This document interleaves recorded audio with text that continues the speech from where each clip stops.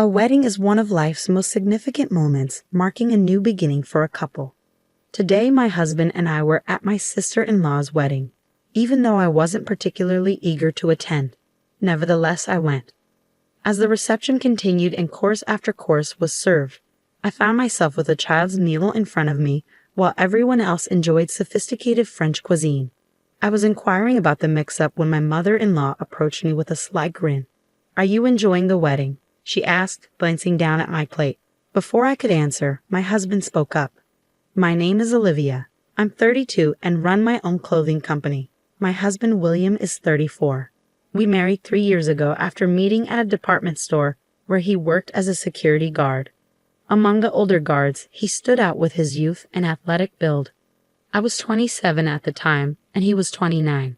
After marriage, I discovered he was a former firefighter who had to retire early due to a lung injury. We met every time I pitched my products at the store, and he eventually asked me out to dinner. I was single at the time, and one thing led to another until we were married 2 years later. Life with my husband is fulfilling. We rarely argue, though our busy work schedules mean little time together. My only complaint is the occasional difficulty with his family, particularly his older sister Sarah, who is 35. Our story with Sarah began on a rare day off we both managed to secure. "Let's go shopping since we have the day off together," my husband suggested. "That sounds perfect. I need new shoes anyway." Our busy schedules rarely allow simultaneous days off, so it was a special opportunity. Just as we were ready to start our day, the doorbell rang at 7 a.m. My husband grumbled as he went to answer it. To our surprise, it was Sarah, standing at the door with a suitcase. "Sarah, what are you doing here at this hour?" we asked, perplexed. With a casual air, she said, "I need a place to stay for a while. I'm getting married soon, and the venue is near your home. It's easier for me to manage the wedding preparations from here." She started to walk in as if she had every right.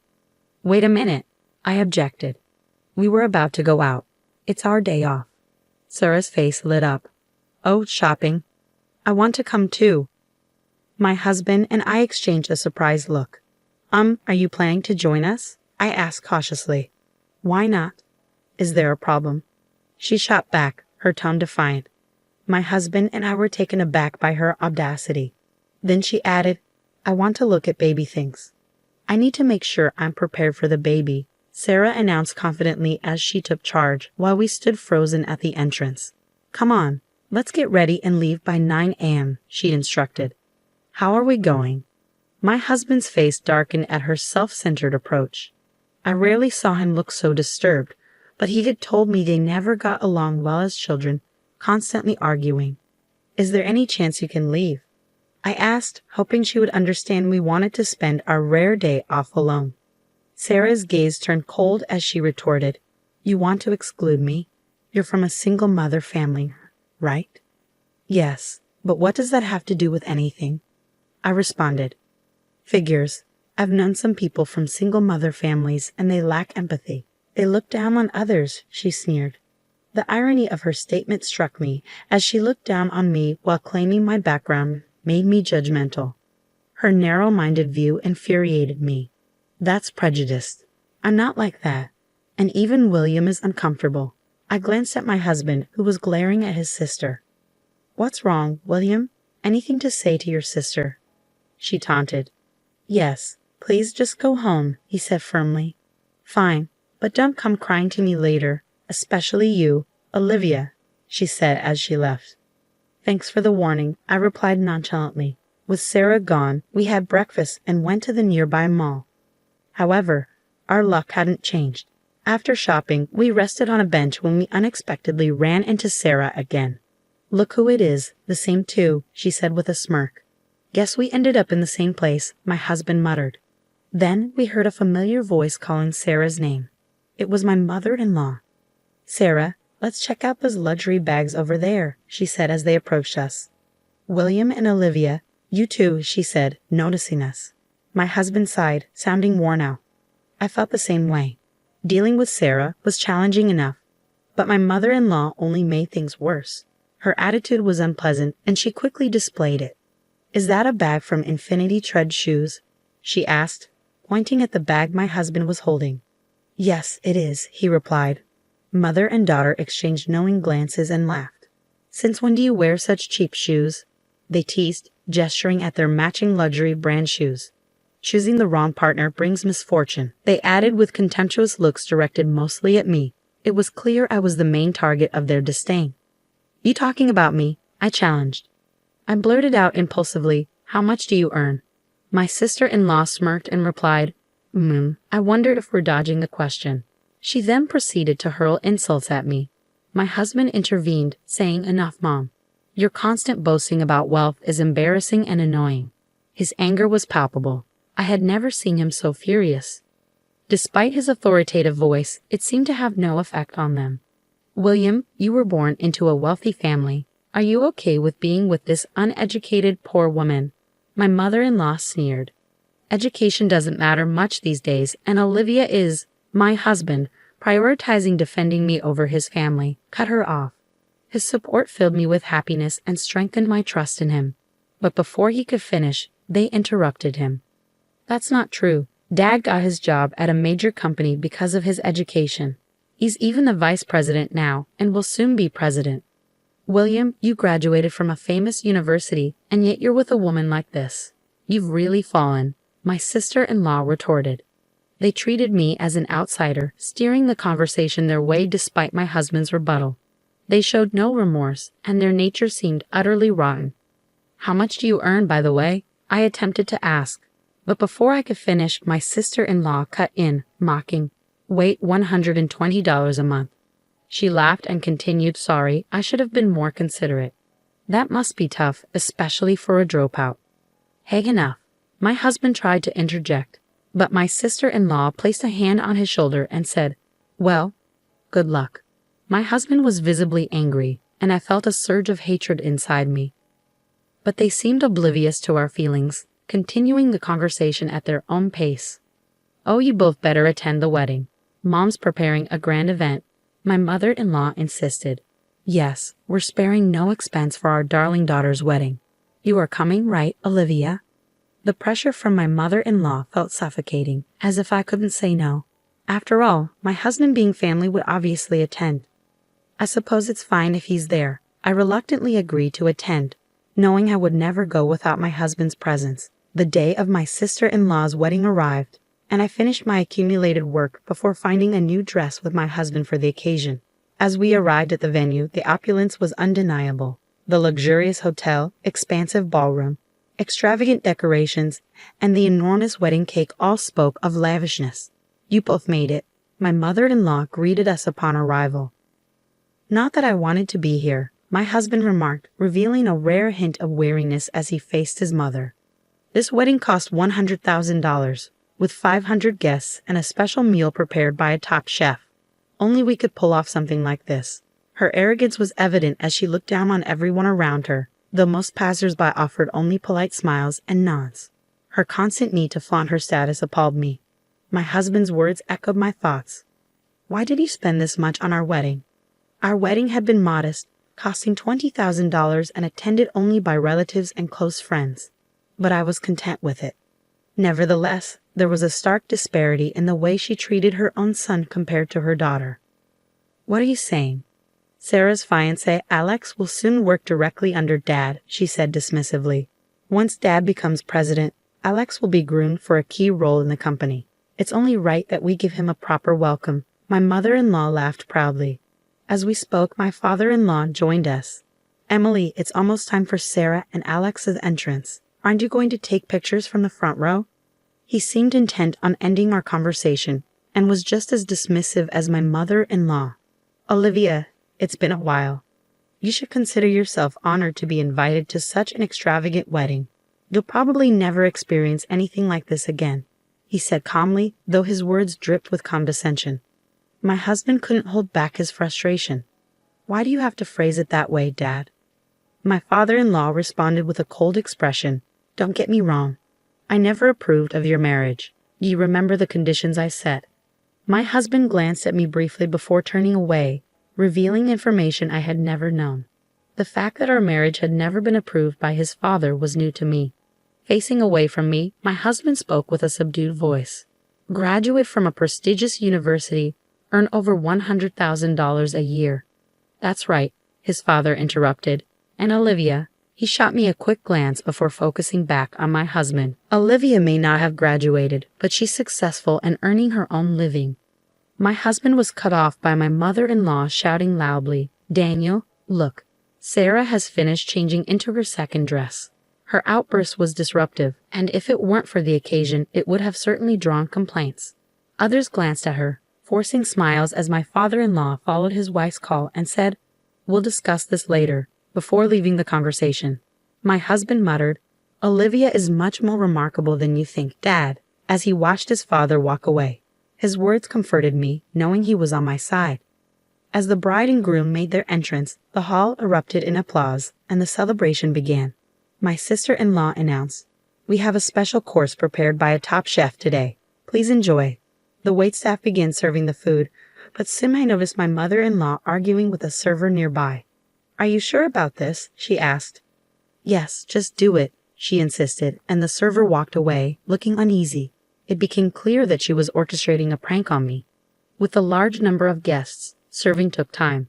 When my meal finally arrived, I was taken aback to find a children's meal in front of me. I immediately addressed the server. "Excuse me, but there must be a mistake," I asked calmly, though I thought the error was strange. The server looked uncomfortable, the same one who had spoken with my mother-in-law earlier. "Can you replace it, please?" I added as he hesitated to respond. "This isn't a mistake," he finally said. "I was instructed to serve you the kids' meal," the server responded to my surprise, prompting my husband to join the conversation. "What's wrong, Olivia? Why a kids' meal?" He too was taken aback by the sight of my meal. "Why is my meal different from everyone else's?" he added, his tone reflecting his surprise. The situation was more embarrassing than shocking, and people around us began to stare. "Why do you have a kids' meal?" my husband asked, puzzled. "I don't know either," I replied, feeling flustered. Then my mother-in-law approached, laughing. "How is your meal perfect for a dropout from a single-parent home, right? If you don't like it, you can leave." Her words were cutting, and I felt my patience wearing thin. I had been holding back because I didn't want to disrupt someone else's wedding. But if the orchestrator of the event was causing the disturbance, there was no need for me to continue holding back. Just as I was contemplating this, my husband spoke up first. "What are you doing? Aren't you embarrassed by this childish behavior?" His tone remained calm, but anger simmered beneath the surface. His eyes held no hint of amusement. Instead, they bore a cold expression, as if he were looking down on an inferior creature. "What childishness? What are you talking about?" My mother-in-law feigned ignorance, but my husband didn't let her off the hook. "Exactly. Why serve a kid's menu to an adult? It's obvious Olivia wouldn't order such a thing," he retorted, his frustration evident. My mother-in-law's face flushed with anger. "Marrying a poor woman, and you dare to talk back to us. You've become a mere commoner since you married her, straying from our intended path." She spat, her words dripping with disdain. Though the notion that wealthy people are superior exists everywhere, my mother-in-law seemed to take it to another level. Interrupting their conversation, I spoke coldly to her. "It's true, I did drop out. That's because my parents passed away before I could finish middle school. But now, I'm the president of a company." "President? I bet that's nothing significant," I said, addressing her unwavering momentum. Seeing her relentless attitude, I sighed. I didn't want to stoop to her level, but her behavior was becoming increasingly childish. I muttered meaningfully, prompting a curious and slightly uneasy look from my mother-in-law. "What exactly do you do?" she asked, her tone laden with arrogance as she assumed a superior stance. It was infuriating to witness her attitude. "Daniel's company is Solar Burst Innovations, right?" I asked, knowing the answer. "Yes, that's right. And he'll be the next president," she confirmed, a touch of pride in her voice. "Is that so? By the way, the current president, Morgan, is a major client of my company. The socks distributed in his company each month are commissioned directly to my company by Morgan himself," I revealed. My mother-in-law was momentarily stunned into silence. The socks I referred to were renowned for their comfort, even after extended wear, developed by my company.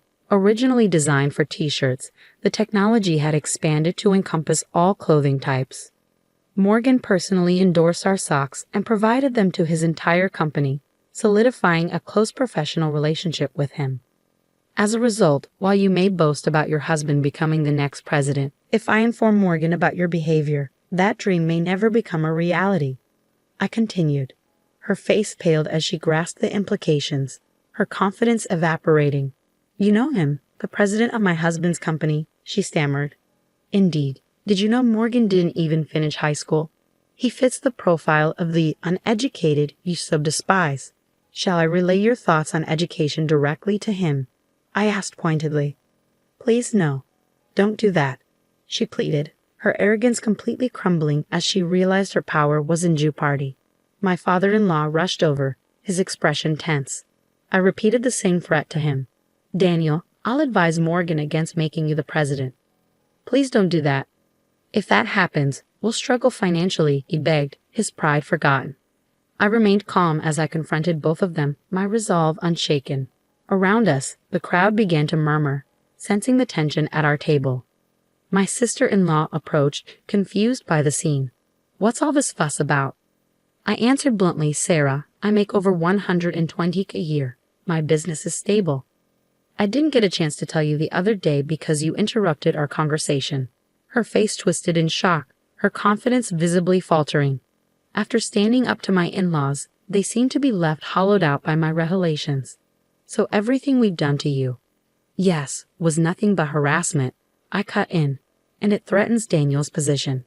As I declared this, my mother-in-law's demeanor shifted dramatically. She dropped to the floor, clasping her hands in desperation. I'm sorry, please forgive me. I was taken aback by her swift submission but felt no inclination to forgive them. No, I won't. You've judged and insulted people based on appearances. You must face the consequences. We've nearly exhausted our savings on this wedding. If I don't become president and get a higher salary, we'll struggle financially, my father-in-law added, joining his wife on the floor.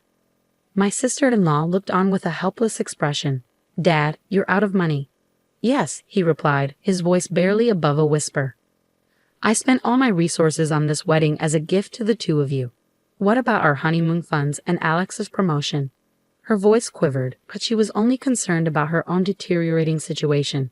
She hated being knocked down from her pedestal and constantly relied on others instead of trying to find solutions on her own. Wait, you bragged about your wealth and were planning to fund your honeymoon with your parents' money? How embarrassing, I retorted. What did you say? My sister-in-law shot back, but she had no argument. You all claim to be wealthy, yet you rely on others and boast about your status. Real wealthy people and celebrities don't flaunt their wealth, I declared. You're nothing but pretenders. Know your place. My harsh words left them deflated, and my husband murmured his admiration. The wedding could no longer proceed as planned, so we left the event early. Later, I explained the situation to Morgan. So it wouldn't be in your best interest if Daniel became president, right? Exactly, I confirmed. Don't worry, I won't forgive Daniel for insulting you, nor will I promote him. Maybe I should transfer him to an overseas branch instead.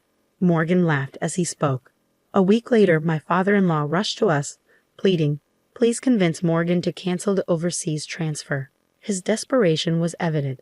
Morgan was serious about transferring him to another branch, and when I heard it was Brazil, I almost burst into laughter. In the end, Morgan did not reverse the transfer, and my father-in-law, unwilling to go to Brazil, resigned from the company. Additionally, my sister-in-law's fiancé found himself caught up in a chaos. First, the wedding was a disaster, then the promised position at the company fell through. He had relocated from Italy to America for the wedding, only to be embroiled in this absurd drama. As a result, my sister-in-law's wedding was called off, leaving her in great shock and even requiring hospitalization. My mother-in-law, affected by her husband's downfall and her daughter's mental breakdown, lost all her hair and now appeared aged beyond her years. As my husband observed, the lives of these three people who had freely insulted others lost their luster in an instant, much like a diamond revealed to be nothing more than a lump of carbon. The supposed opulence of my in-laws was merely a facade. Just as life can hinge on a single event that influences the future, this moment profoundly affected them. As for me, I used my savings to prepare for building my dream home with my husband. While my in-laws' lives became increasingly difficult, My business thrived, generating growing profits. Additionally, with the calmness returning to our lives, I discovered I was pregnant. With financial stability and a growing family, we may seem like celebrities to my in-laws now. But I vow to remain humble and live happily with my husband and our future child, never succumbing to arrogance.